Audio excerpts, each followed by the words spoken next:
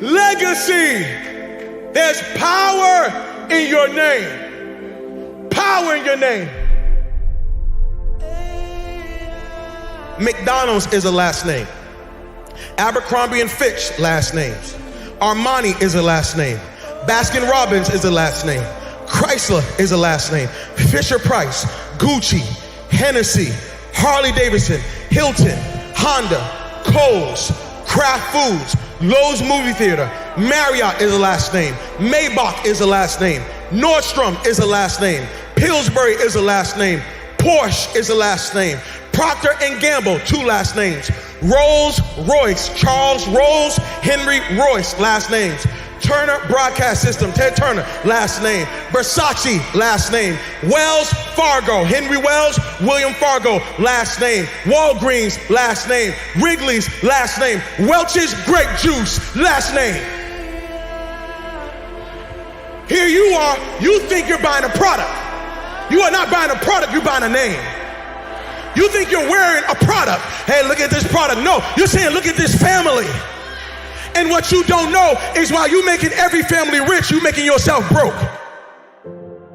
So you done went to one family called Wells Fargo and got $200,000 so you can go to another family called Rolls Royce so you can give them money to get yourself a car so you can go back to the hood and see the Joneses and say, look at what I got. Meanwhile, Wells Fargo, their family's sitting up being rich, and Harley Davidsons and Rolls Royce are being rich, and the Joneses are sitting there holding up people's stuff saying, look at what we did and we broke.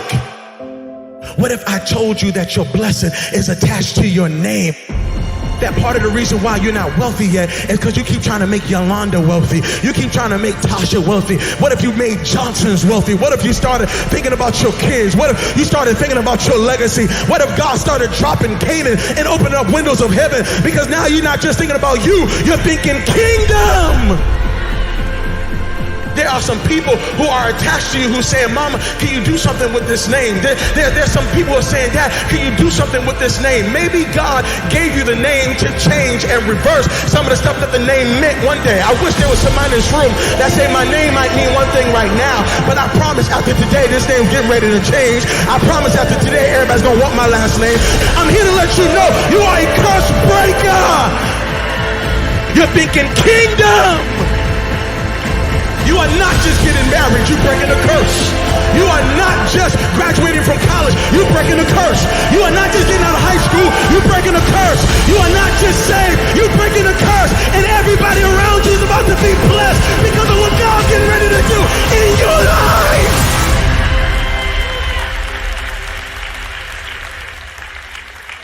I don't know what my name meant before I got here, but I know it's gonna mean before I leave.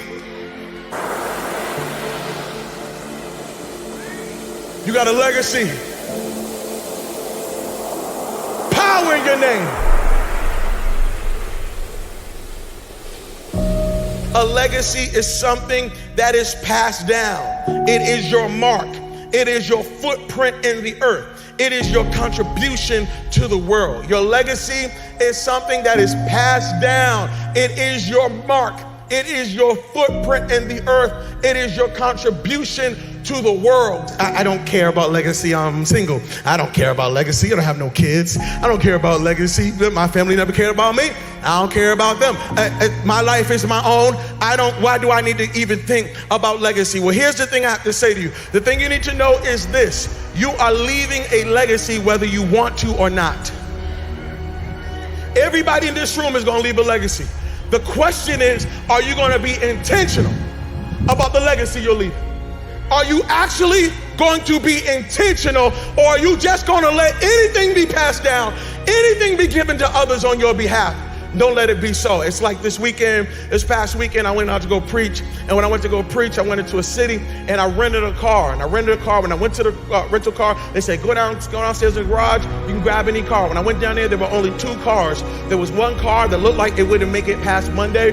And then there was another car. So I went to this car. But when I got into the car smelled like cigarette smoke. And so I took off with the car because, I'm just like, hey, let me get out of here. And so I'm driving the car for a couple of days. When I bring the car back, drop off the keys, they say, hey, you have any problems with the car? I said, no problems with the car. They said, all right, cool. I leave. And they said, I looked on my email and they billed me $350. How you gonna charge me? I've never smoked a day in my life. They said, sorry, sir, you brought the car back smelling like cigarettes. I said, no, I didn't bring the car back smelling like cigarettes. Y'all brought me a car that smelled like cigarettes. They said, no, all we know is that you brought us a car with cigarettes, so you have to pay the price. Can I tell you something? That is a picture of many of our lives. Some of us lived a life that stunk so bad.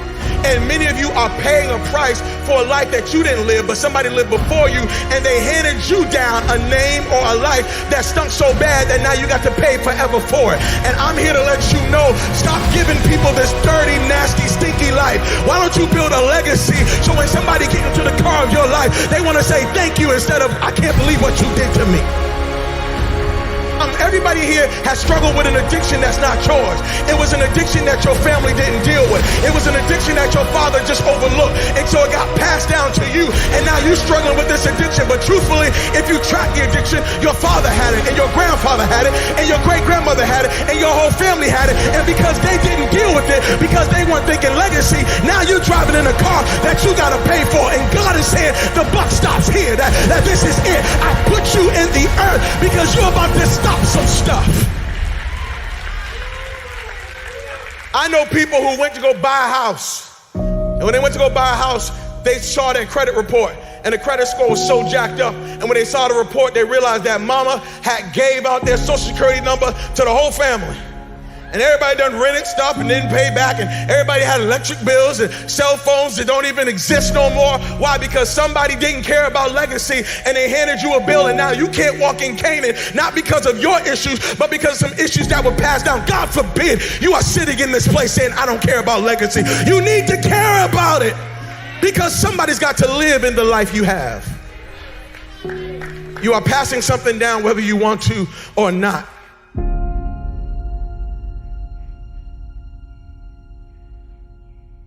Why are you the only one who knows how to make that apple pie everybody love? Why are you the only one who knows how? So you mean to tell me, can't nobody else make that sweet potato pie recipe but you? So you're gonna just die and you're not gonna tell nobody what the secret was? Even Colonel Sanders left his secret. Now come on now. Even Colonel Sanders said, yeah, I make some good chicken, but when I'm gone, y'all gonna keep making it. What I'm saying to you is, why is it that you're the only one? So you own all this real estate and you didn't share that with nobody. You're not gonna tell nobody how to do that? You're the only successful marriage in your family. You're not gonna tell nobody. You're gonna hoard this information so you can be the only one who wins. You have lost. You have lost. You have lost. And I'm telling you that you are gonna have to look at your life and recognize that everything you are doing right now is having major and great impact. If you're gonna leave a legacy, you're gonna have to remember how you started, but focus on how you finished. I don't want you to forget how you started. I don't want you to forget that father wasn't there. I don't want you to forget some of the conditions that you were raised in. I don't want you to forget some of the rejection, some of the pain. No, I want you to remember how you started, but do not for 1 second let it dictate how you're gonna finish. There's somebody in this room saying, Pastor, I don't understand. I hear you, but this sermon got me all messed up. I was feeling good. And then you done preached this sermon, and now I'm thinking about the 60 years of my life I've wasted. I'm thinking about the 60 years of hurt I caused. I'm thinking about the 60 years of stuff I did. I got some college student who's sitting here saying, Pastor, I wish I heard this word in my junior year in high school. I wish I heard this word in my sophomore year in high school, because I did some stuff as a sophomore that I'm still paying for now. I did some stuff as a senior that I'm still paying for now. Can I tell you something? Your yesterday may have been jacked up, but God knows how to take the old and make it new. I came to preach to somebody today and let you know your first 60 years was jacked up, but your next 60 days, God says, I will turn it into such impact. I will give it such greatness that you won't even remember some of the stuff that you jacked up. Legacy is built now, but experienced later.